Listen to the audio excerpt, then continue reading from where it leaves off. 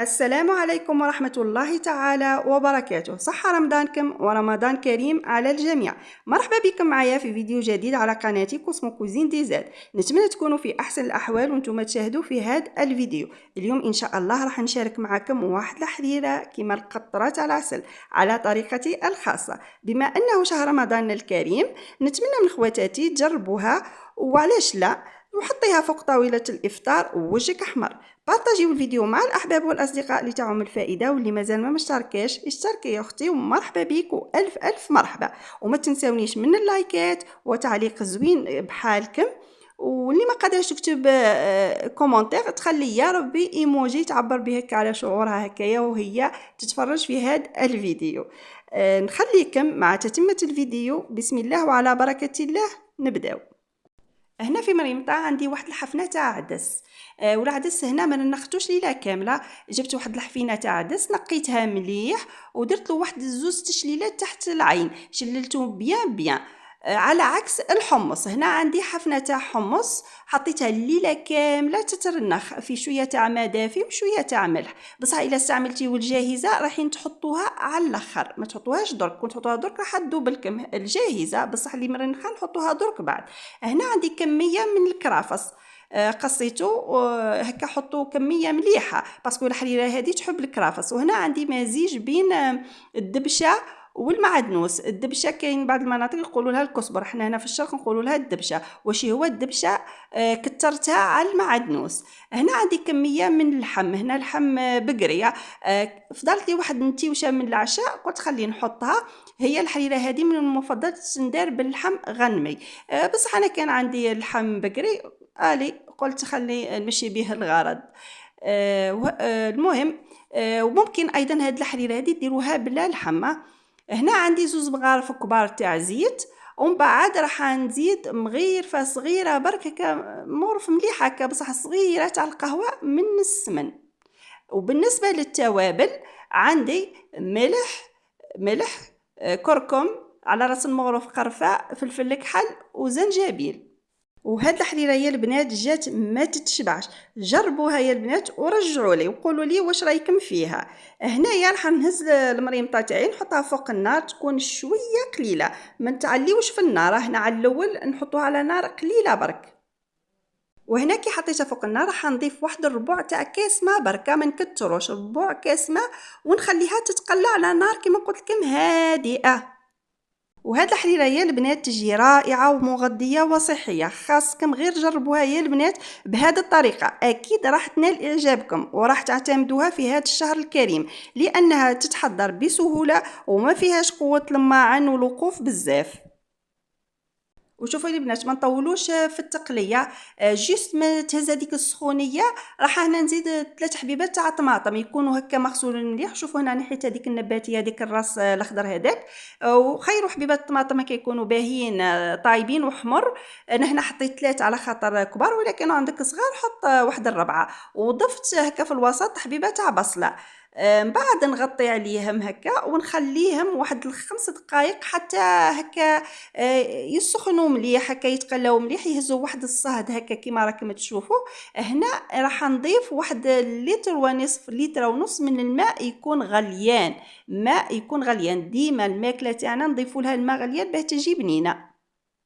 هنا نحركها بعد شويه باه ما يلصق والو من التحت، ونغطي عليها ونخليها تطيب على خاطرها. وهنا كي تبدا تغلي المرميطه ونشوف الطماطم بدات تتنحى منها القشره، نحيها بها بالبصله وما نخليوهمش يذوبوا.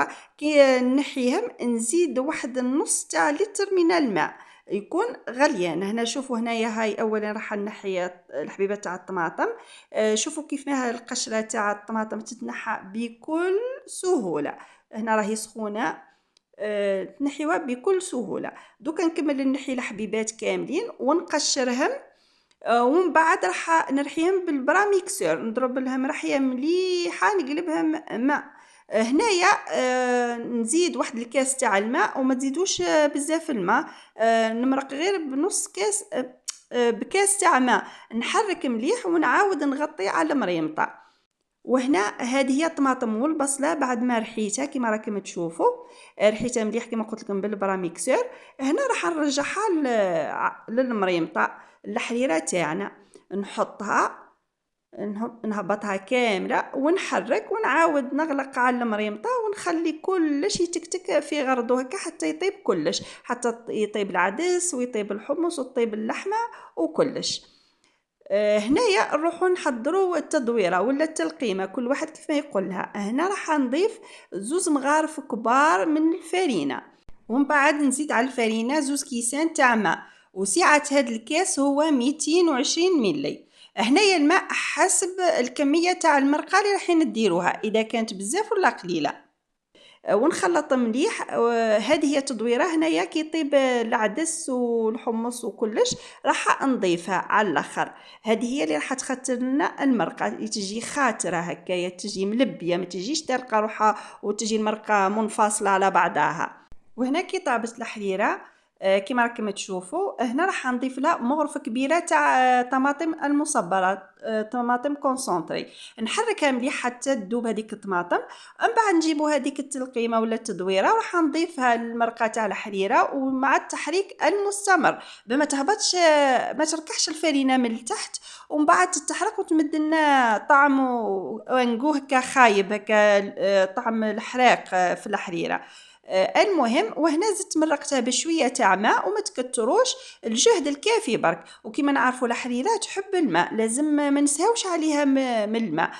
كل مره كل ما نشوفوها شاحه نضيفوا لها شويه حتى تكمل الطيب. هنا عندي واحد الحفنه تاع الفيرميسيل، احنا نقولوا لها في الشرق دويده، وكاين يقول لها ما عرف، احنا نقولوا المهم دويده بالفرنسيسه الفيرميسيل.